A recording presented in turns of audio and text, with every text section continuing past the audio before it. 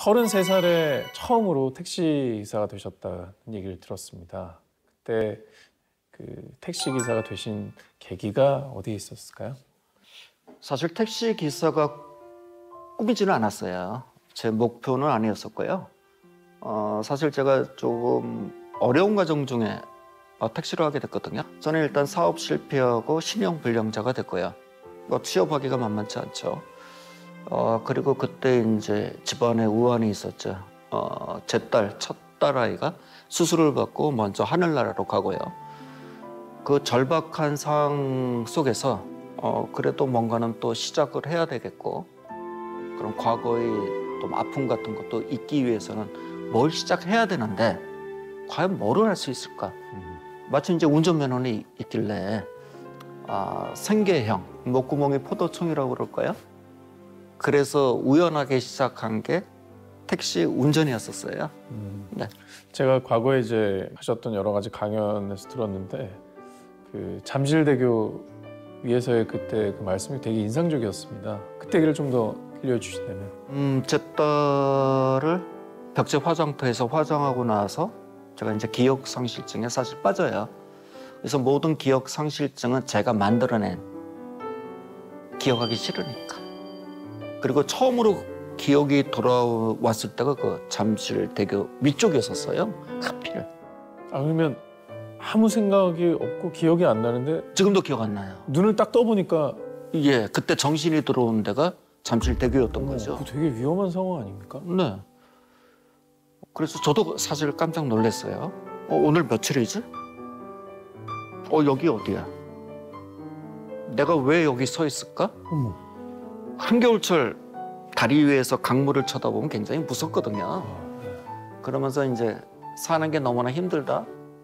그다음에 이제 왜 나는 남들처럼 그렇게 평탄하게 살지 못했을까? 후회도 섞였고요. 거기서 오랜 시간을 머물다가 마음의 결정을 보자. 그래, 다시 한번 리스타트. 내 인생을 다시 한번 시작해보자. 제 일생일 때 가장 훌륭한 선택? 다리를 무사하게 건넜다는 거. 지금도 많은 분들이 코로나 때문에 힘들어하시는 분이 많이 있어요. 알게 모르게. 저도 이제 힘든 과정을 겪다 보니까 기쁘신 분도 이렇게 눈에 보이지만 힘든 분이 눈에 들어와요. 이제는 과거의 아픔들이 이제는 조금 더 세상을 좀 넓게 보는 그런 계기가 되지 않았을까 그런 생각이 듭니다. 어떻게 보면 운명적으로 이 택시기사라는 직업과 만나게 되신 거네요. 네. 근데 저보다 힘든 분 더 많아요.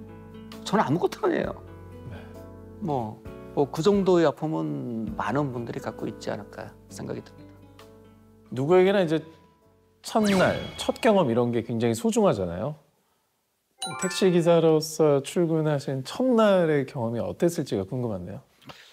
해왔던 것들이 다 실패하다 보니까 과연 택시도 잘 할 수 있을까 걱정 많았거든요. 예. 그래서 회사 일찍 나갔어요. 2시간 일찍. 그럼 2시간 더 일할 수 있으니까. 그러니까 첫날은 오후 2시부터 새벽 4시까지 일했거든요. 정신없이 일했죠. 어떻게 일했는지도 몰라요. 근데 일 마치고 와서 돈을 세어보니까 와, 산악금 빼고 5만 원을 번 거예요. 기쁜 마음에 이제 차문 열고 내리려고 그러는데 다리가 안 펴져요. 에? 다리가 안 펴져갖고 다리 한 짝을 바깥으로 내밀고 간신히 일어났거든요. 네. 차 밖으로. 곰곰이 생각해봤더니 14시간 동안 단 한 번도 택시에 안 내렸어요. 아니 뭐 밥이나 화장실이나 이런 거 전혀 예. 전혀 안 하시고 그게 가능하더라고요. 그래서 이제 다리 주물르고 나서 간신히 집에 가고 와이프한테 돈을 이렇게 갖다 줬더니 저는 쳐다보지도 않고요. 돈부터 세기 시작하더라고요. 그러면서 제 아내도 희망을 받죠. 왜냐? 내 남편도 밖에서 돈을 벌어올 수 있는 그런 여건이 됐구나.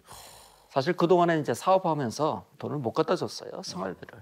근데 택시 운전하면서 제대로 해낸 첫날이었습니다. 33살 1월 23일. 야, 그걸 정확하게 기억하시네요. 그럼요.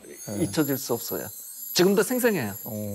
그 당시에 뭐 끼니를 걸으시면서 열심히 일하면서 겪은 뭐 다양한 재미난 에피소드들도 있었을 것 같아요. 뭐 요즘 말로 치면 이제 우픈 상황이라고 해야 될까요? 네. 그 당시 가장 부러웠던 게 기사 식당에 차 대놓고 식사하시는 택시 기사님이 가장 부러웠죠. 이제 허기가 지면은 초등학교 주변에 포장마차에서 떡볶이 1,000원어치가 가장 양이 많아요. 반드시 초등학교 앞에 포장마차 가야죠. 그래도 아이들을 위한 네. 거다 보니까 좀 가격 대비 양이 더 많군요. 예, 가성비 최고죠. 어. 그렇다고 그걸 많이 먹어보지도 않았고요. 거진 10년 이상을 간혹가다 또 컵라면 편의점에 이제 생기기 시작할 때 예. 편의점에서 컵라면에 물 부어갖고 택시 안에 들어와갖고 골목에서 숨어서 먹으려고요. 아니 그냥 편의점에서 먹게 다 돼 있잖아요. 식탁. 아니 그럼 영업 못하고 빈 택시를 밖에다 놔야 되니까요. 그래서 택시 안에서 몰래 먹으려다가 보니까 또 승객이 타는 거예요. 그래갖고 이거 들고 있던 거 어떻게 해요? 어떻게? 운전석 물고 여기다 놔뒀죠. 그럼 그리고- 어떻게 쏟으면 어떻게? 아 도로예요? 예. 그리고 이제 주행하고 이제 모셔드리고 근데 경희대 앞에서 여기 회기역관에 쉬는 성객 한 네. 5분이면 가요. 그치 가까우니까. 그 모셔드리고 나서 그 생각이 난 거야. 컵라면 이제 대충 알맞게 익었겠구나. 그러니까 물을 넣어놓고 닫아놓고 얘 이제 3분이면 먹는다 이랬는데 손님 딱 타시니까 아스팔트에 놓고 갔다가 5분 걸리니까 네. 충분히 이것을 그건 또 시간이 넘치긴 하네요. 또. 네. 그 현장에 와서 갔죠. 당연히 근데- 없어지지 않았을까요? 다른 차가 이제 그거를 타이어 밖에 이제 어떻게 됐을까봐. 예. 근데 그 자리에 그대로 있는 거예요 이게. 네. 우와 이거 그래서 너무나 반가운 거예요 그 라면이. 그래서 이제 불어 터진 라면이지만 골목에 들어가고 이제 먹고 있는데 예. 지나가는 개인 택시가 저를 이렇게 쳐다보더니 그렇게 일하다가는 죽어. 밥 제대로 먹고 해. 혀를 끌끌 차시면서 뭐 창피했어요 사실. 같은 업계도 선배님의 어떤 진심 어린 조언이 아니었을까요? 네. 예. 근데 그 당시는 안 먹어도 배가 안 고팠어요 사실. 아니 그래도 네. 개인 챙기시면서 요즘은 안 그러시죠? 요즘은? 아니 지금도 그래요. 요즘도 그러세요? 12, 3년간을 그렇게 살아오다 보니까 어느 날 순간 세 끼가 안 돼요. 그래서 지금도 하루에 한 끼. 건강을 위해서가 아니라요. 몸이 그것을 기억하더라고요. 폭식하죠. 한 끼. 아니 근데 사실 그런 어떤 식사 방법이 건강에는 사실 좋지는 않기 때문에 앞으로 좀 권해드리고 싶지는 않습니다. 이게 좀 건강도 챙기시면서 오래 일해야 또 그분 같은 좋은 승객도 다시 만나실 거 아니에요.